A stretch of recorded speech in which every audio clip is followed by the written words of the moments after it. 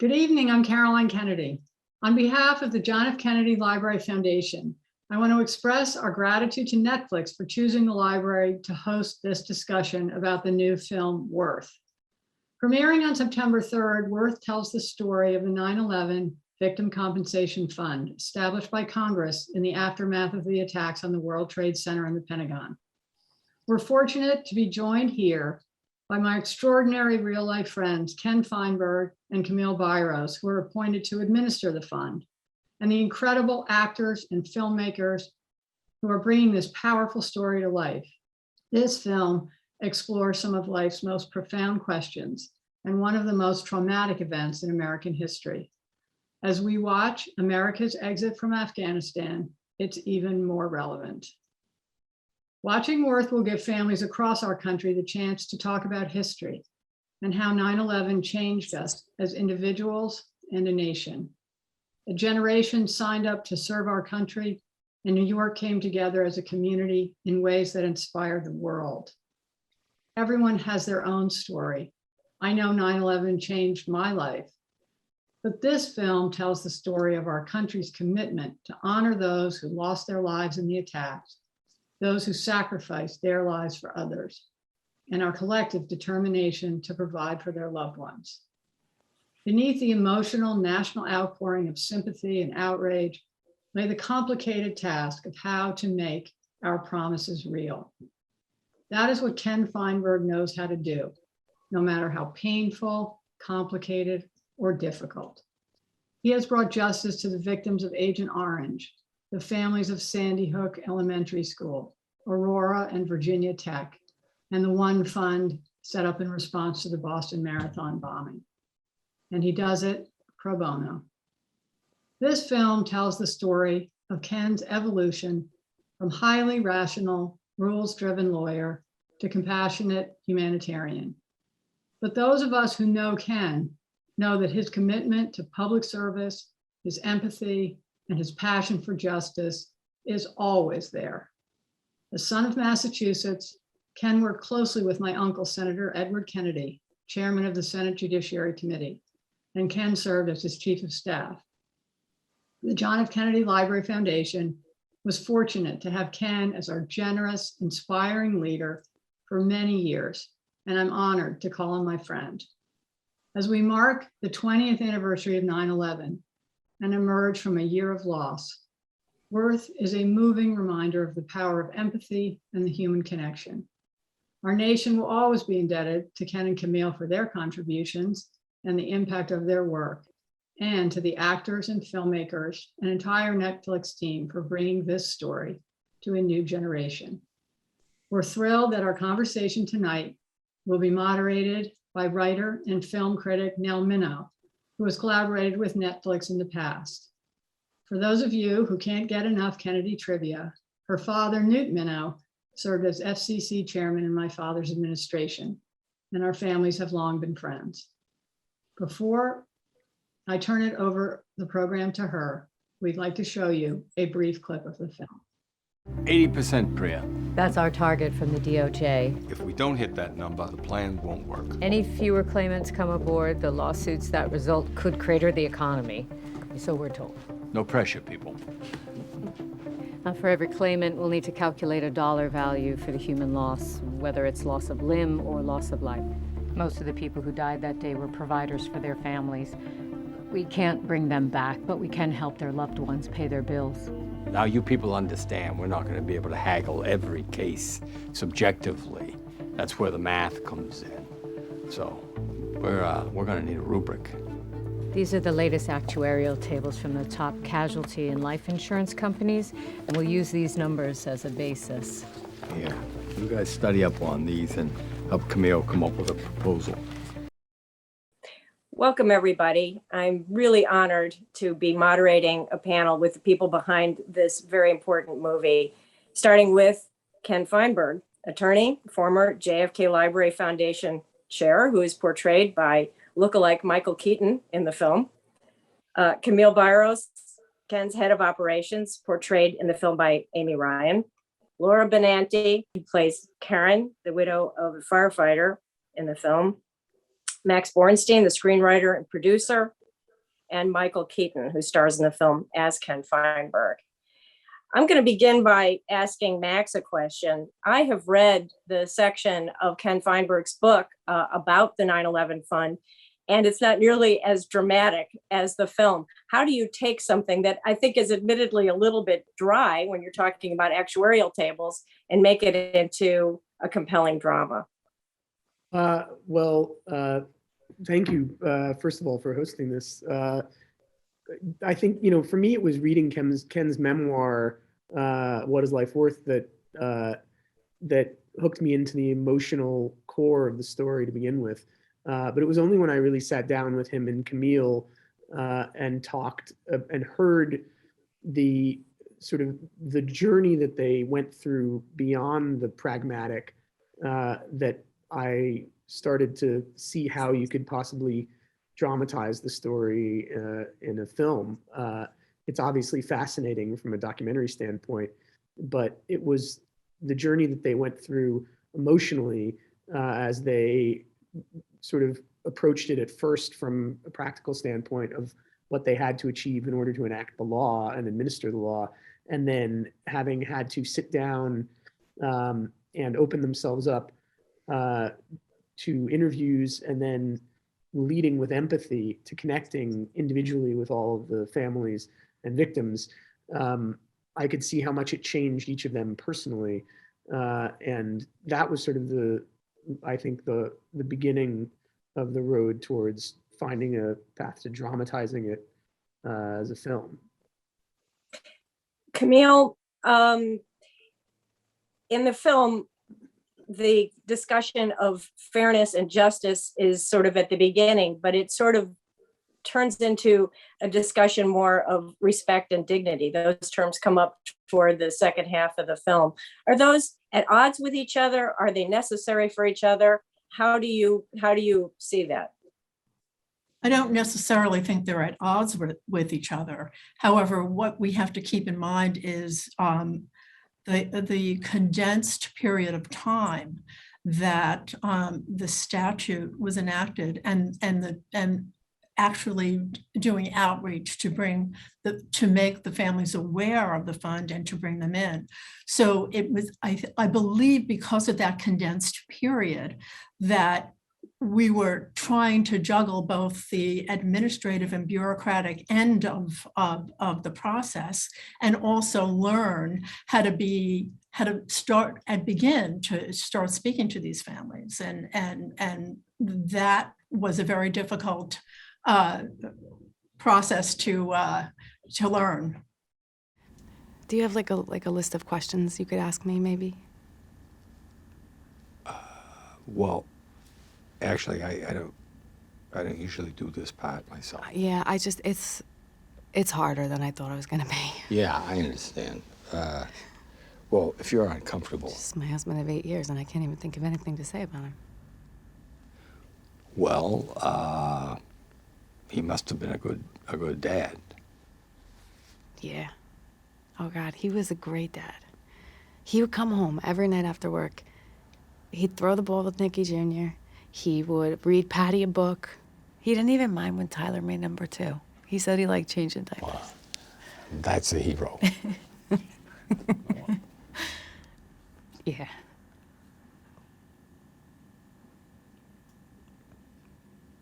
He was my whole world.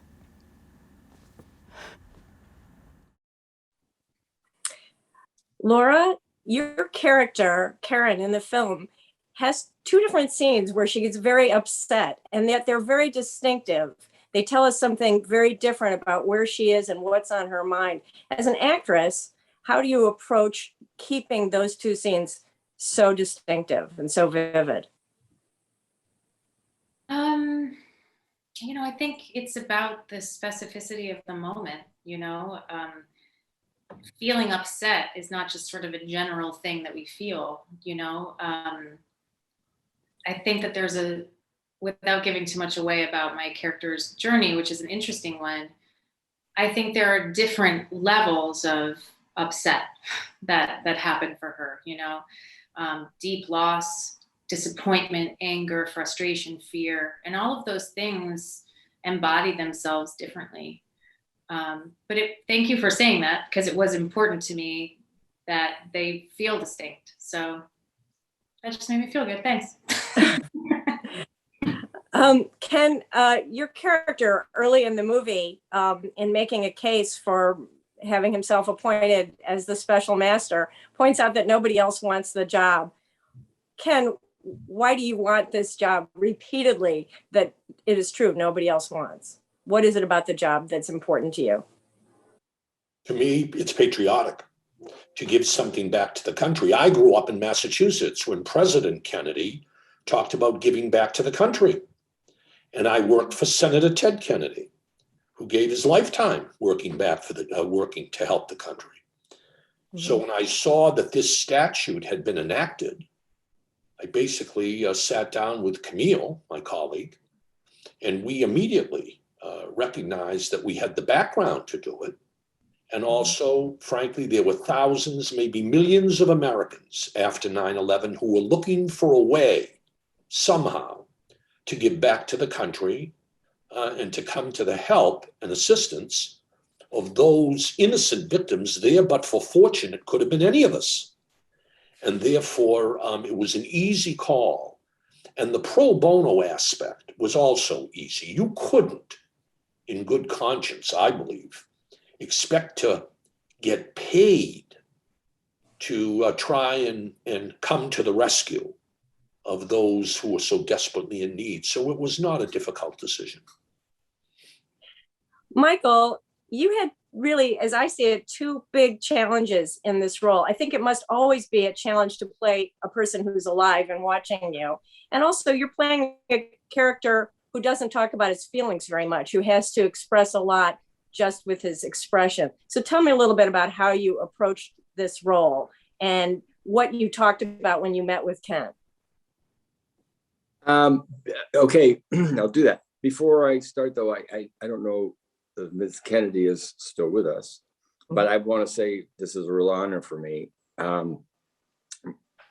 After some of the things in my life that my mom may not be proud of me doing, she would be extraordinarily proud of me right now. My mom actually kept us home from school, which never happened on JFK's inauguration.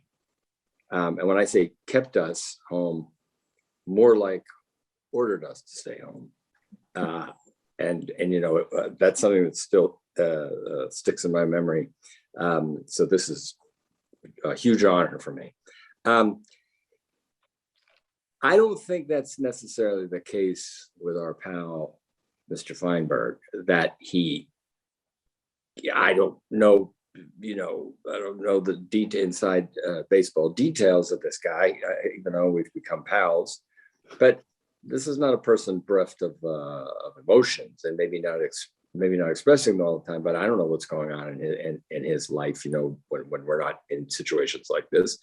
And regardless, it was a good arc for the character, because unless you don't have a pulse, it would be impossible not to feel. It just is kind of impossible, unless you were a salamander or something.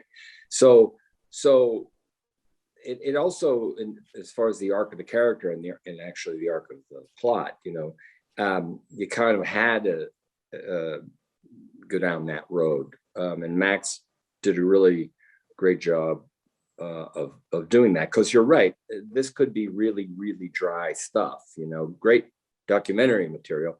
Max and I had talked about this.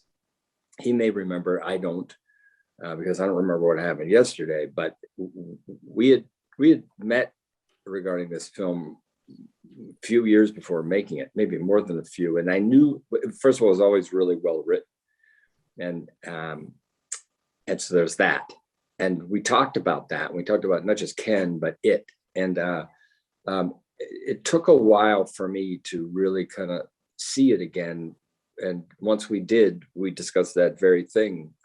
And I think in terms of portraying someone who actually is, who is out there in the world, who exists, you have to be respectful of that, and you have to delve a little bit. And you don't do an impression, but you pick up certain characteristics because people's physical characteristics, meanwhile, really kind of come from who they are, how you move and how you think and how you little behaviorisms, and look at things and pause, and it's kind of what makes up a human being. So you kind of, I don't know, I just kind of take these things and put them together and then try not to do an impression. But really our job, all the actors' job, is just to be the storyteller. Hey, I want to thank you for your help back there. Oh, I got to tell you, I was there you are. There's a website at the bottom there. First meeting is tomorrow. a little worried when you stood up. I'm glad you did.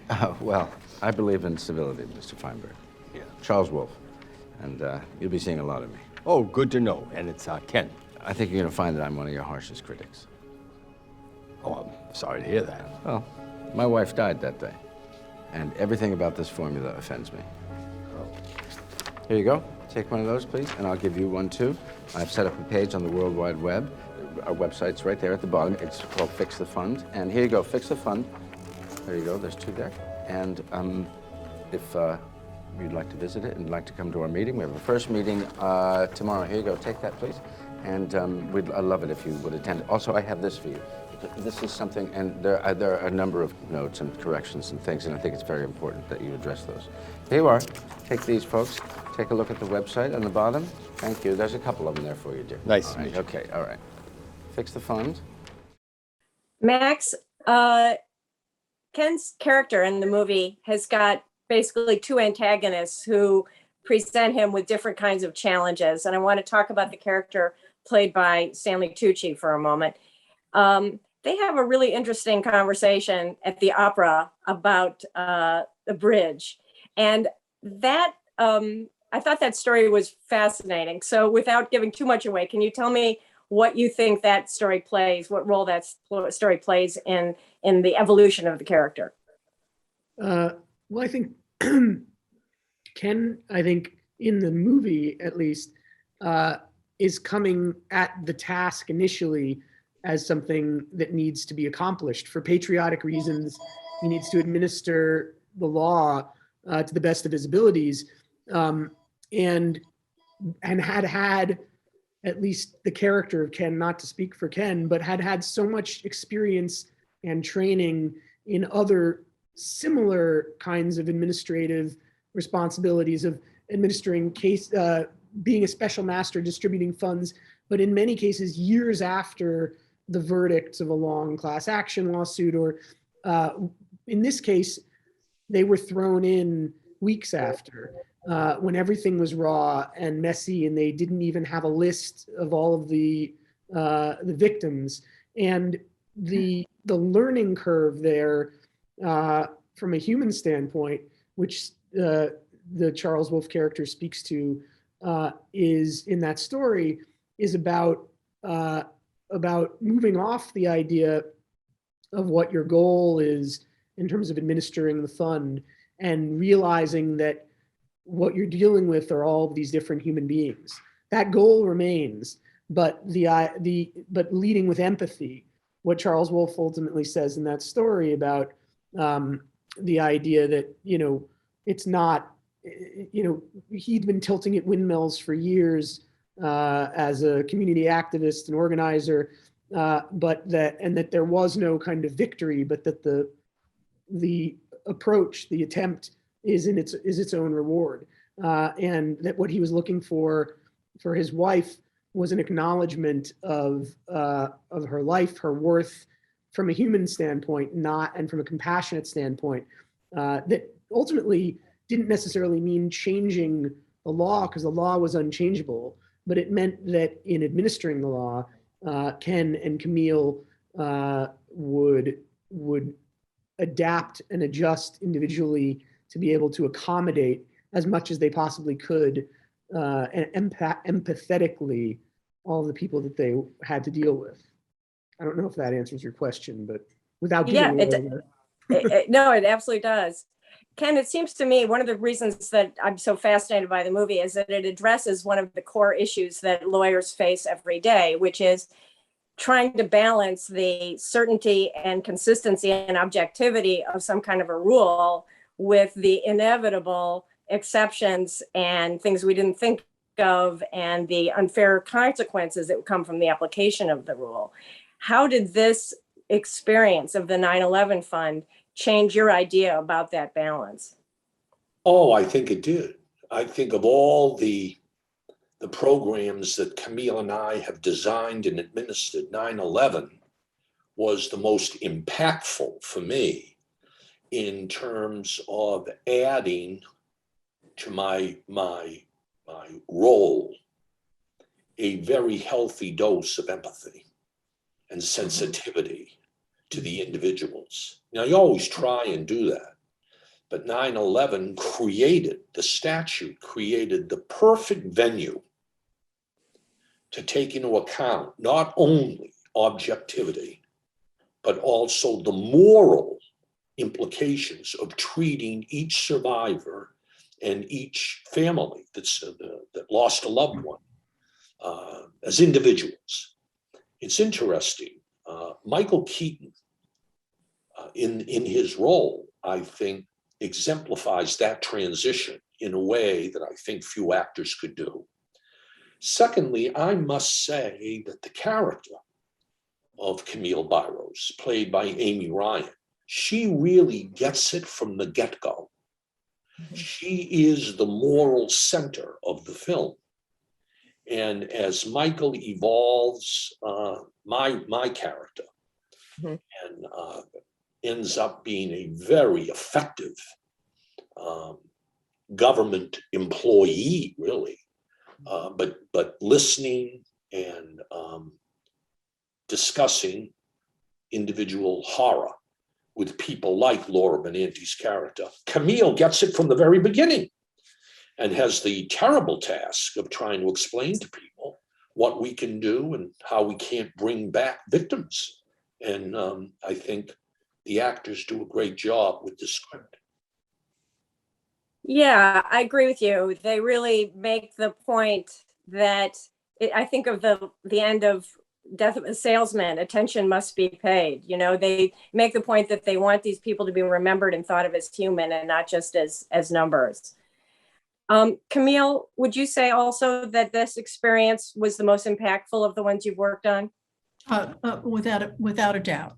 I mean, the emotions that we experienced during the course of the 33 months that we dealt with this, and the families that we met with, we had over 3,000 meetings with the families, who for the most part, as someone mentioned earlier, just wanted acknowledgement, wanted to tell the story of their loved one, and wanted to explain the just indescribable loss. And that was really the reason they came to see us. It wasn't about the money at the end of the day. It was about expressing their emotions about the loss that they suffered. Michael, did this experience of creating this character and making this movie, did it make you more interested in the way that the law handles these kinds of problems? Yeah, and it educated me. I didn't know a 16th of this. I didn't know 1/100th of a 16th of this, like you kind of think you do. You know, so the answer to that is yes. And I was just thinking about what Ken said earlier. I mean, it's so obvious, and at the same time, now it seems so profound when he talked about how could you not, feel empathy. How you kind of had to, almost as a part of the job when you think about it. I mean, I'm sure you have to build it up and just go about it. Just say just the facts, ma'am. I just need the facts. That's what I've got to do. But in this case, when you would talk to those people and to understand it and to kind of get to drop down in a little deeper, I think would serve you well as their legal counsel, or in this case, the overseer. That's extraordinary to hear, and so you would say years ago, of course that would happen. I can't picture I don't know, I may get in trouble for this because I'm going to get specific, but let's pick a Jim Jordan. I don't see that happening. Let's think about some of the people in Congress right now. I don't care if they're blue, red. I don't care if they're plaid. I don't care what party they are. It probably couldn't happen now, which is kind of sickening to think about and quite upsetting to think about. And, you know, look, a person could do worse than hang out with Camille and Ken Feinberg and people like that. I'm convinced they're out there. I don't think social media has helped anything in these terms at all. They've heard it. Everybody, all of a sudden, everyone's a star. All of a sudden, everybody has, goes like this and goes, I got my own show. I'm kind of a star in my own movie. And I got something to say. And I'm 9 years old. I mean, it's unbelievable. So somehow that has to get, if not turned around, we have to evolve into something else.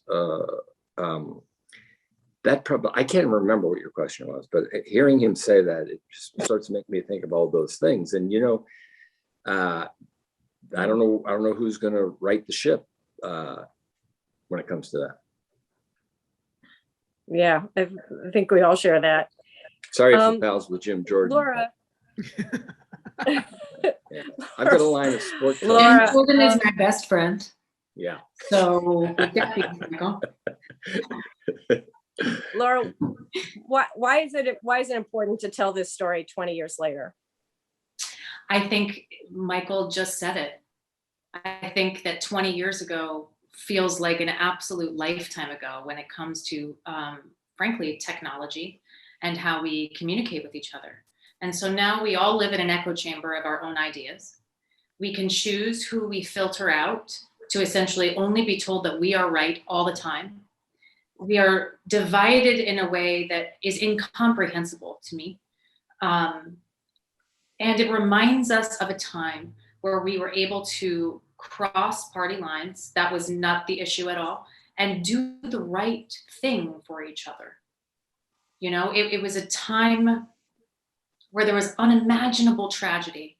And instead of it being politicized, and instead of people pointing fingers, it became about how can we help? And I think now more than ever, we need to be reminded that that really happened. This isn't a movie that, that Max created because he wanted there to be a situation like this. This actually happened. Ken and Camille are real. All of the people who passed are real and their families are real. And everyone in our nation figured out a way to support each other and buoy each other and be there for each other. As a person born in New York, there on 9/11, I remember how the city came together. I remember the feeling of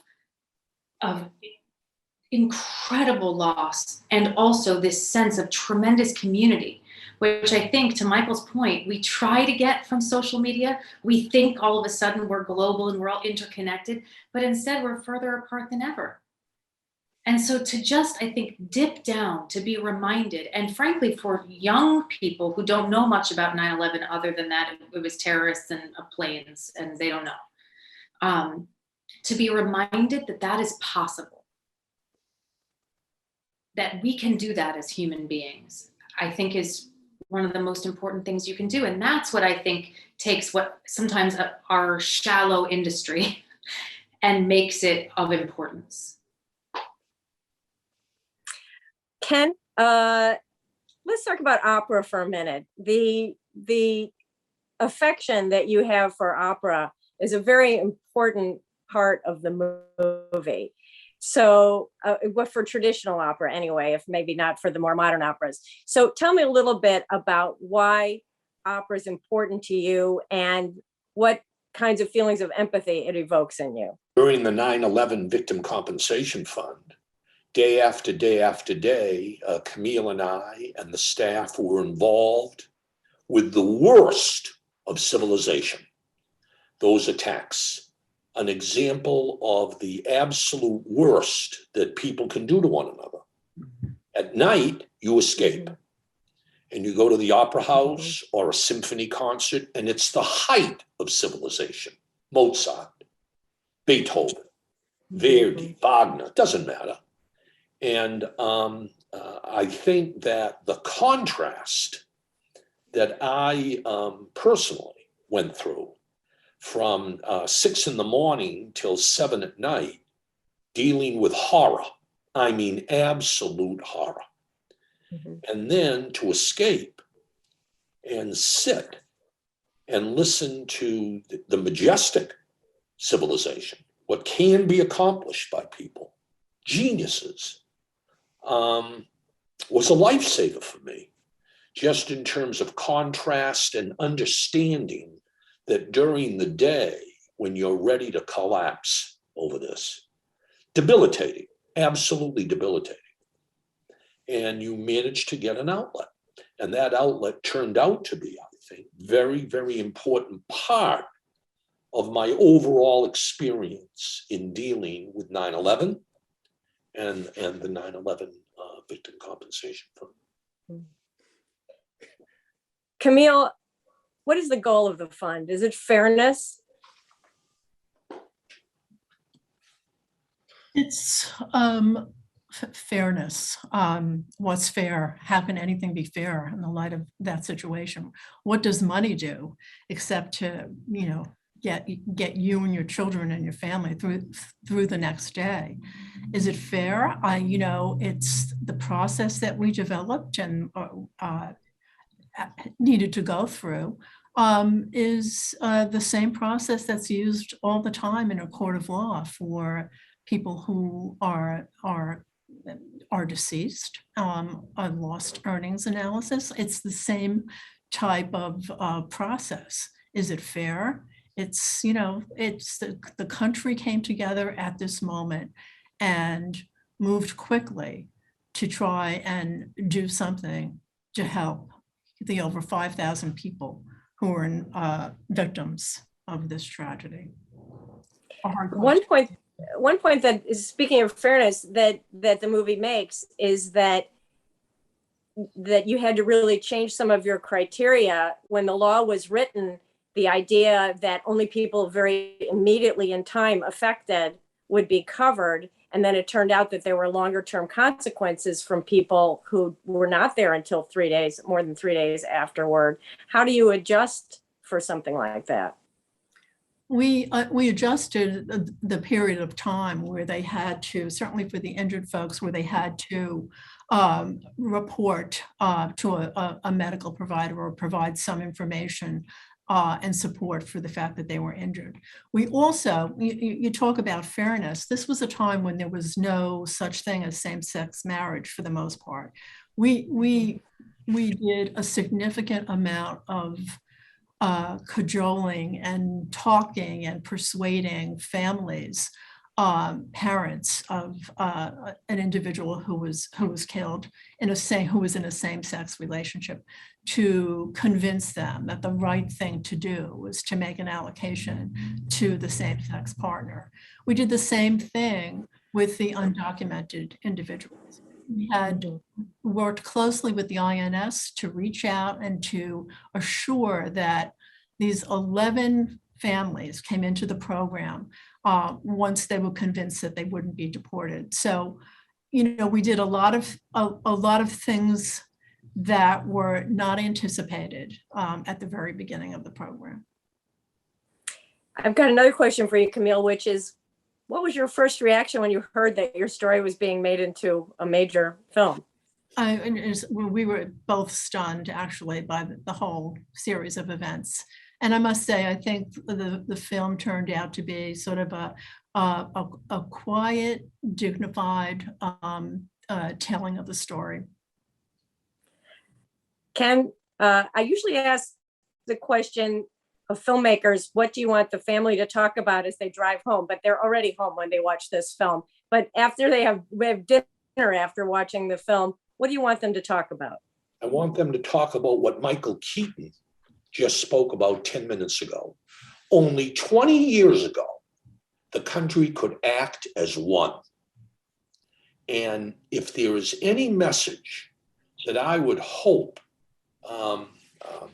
parents would engage their children with the discussion, how was it possible, not 100 years ago, not 50 years ago, 20 years ago, that there were no Republicans and Democrats, when it came to this law, there were no Republicans and Democrats, liberals, conservatives, red state, blue state.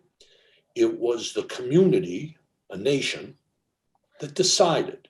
President Bush, John Ashcroft, and Mitch Daniels, really heroes of Camille and I, the way they backed us up on this, and how the country decided that in this moment in time, we are one country with one objective: help these people. Help these people. And that, to me, Michael said it. I mean, that to me is the major message. Back to President Kennedy and the library, you know, ask not what your country can do for you, what can you do for your country? And that's exactly what this program was designed to do, and we did it. Max, what's the one thing that you just had to get right in this movie? Oh my God. I mean, we had not screw it up. I think, you know, Ken and Camille did such tremendous public service, and it's, you know, dealing with the aftermath of 9/11.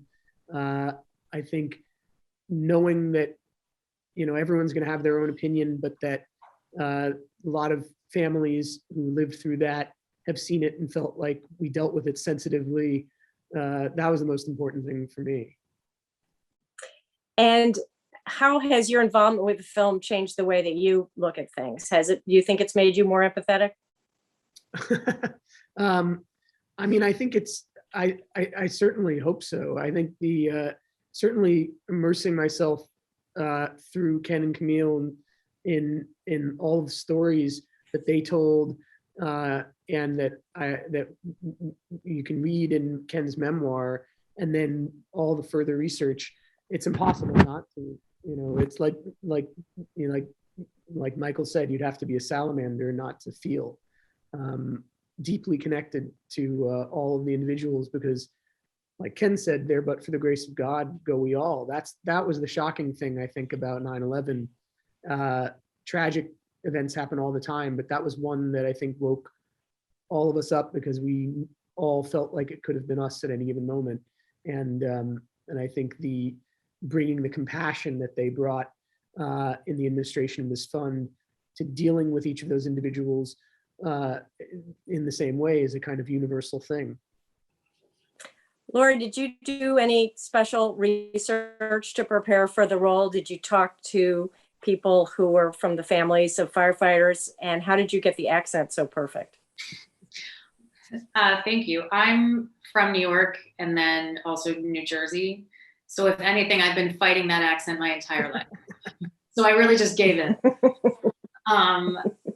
But you know what? I didn't actually talk to anyone in person, because it just feels like such a personal and challenging thing to ask of someone. But I did watch a lot of footage, and I did watch a lot of interviews and videos.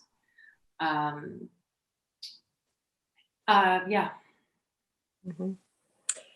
All right. I think we got time for one more question. I'm going to go back to you, Max, and say, I asked Ken about opera, but I'm going to ask you about opera too, because you have some wonderful moments of opera in the film. What were you trying to say with that? That was Ken, when we first met years ago, gave me this window into his love of classical music and opera, and showed me his music room, which is astonishing. I fell around the same time I had been falling in love with opera and classical music too, and I saw it in a similar way, where I've gone through nothing like what Ken and Camille went through in terms of the amount of the inundation of emotion and trauma, but that music is something that I turn to from time to time as a salve. And I think that idea that Ken spoke to so beautifully of, in the face of the worst of what humanity has to offer, this emblem of the best and the most beautiful art and beauty, I think is that contrast to me was extremely powerful in Ken's story, and is something that, I was excited to be able to bring to the table with the story and the script. All right, one last question for Michael. Michael, I've seen 2 movies with you in the same week that could not be more different. Very impressive fighting skills in The Protege, and then very impressive legal skills in this film. Tell me a little bit about how you prepare for a character who is so different from one that you've just done. How do you get in the right mode? Well, for Worth, I had to go to the gym, obviously. Man, that would be, there's a handful of people that I can't I don't really care to listen to. There's only a few actors that I can listen to talk about acting, and I'm not one of them. I bore myself to death. So they're so different. That would take a long time. They're just utterly different. First of all, in The Protege, it's just fun. It's just me doing the things I wish I could do in real life occasionally, and things that I wanted to do as a little kid. And it's just playtime. The other is you've got to really not just delve deeper, but you've got to just listen to some of the things Camille talked about. You realize how complex this thing was. So, you have to think totally differently. And there was no one to hang out with, like the character playing The Protege, because he doesn't exist. He's this made up person, and Ken exists. So like that. And so, but if I can indulge everybody, speaking about acting, first of all, if people don't know how good Laura is as an actress, they're going to learn when they see this movie, because she's like crazy good. But we had kind of known she was good, but I didn't know how good. It was so hard to get through those scenes because I'm a big baby, but those scenes with her, that was tough. And she's going to relate to this. Indulge my acting thing here. It's everything I can do not to use air quotes. When I'm sitting here and I'm watching Ken speak, and I'm thinking, damn it, I see all that stuff I should have done. I see those little mannerisms. I see his pauses. And when he talks, and it's back to that. And then he talks remarkably. I go, why didn't I do that then when I had the opportunity? It's driving me crazy. And well, anyway, there's that. Thank you to Ken Feinberg, Camille Byros, Laura Benanti, Max Borenstein, Michael Keaton, and especially thanks to the JFK Library. Thank you all so much. Thank you so much. Thank you. Thank you.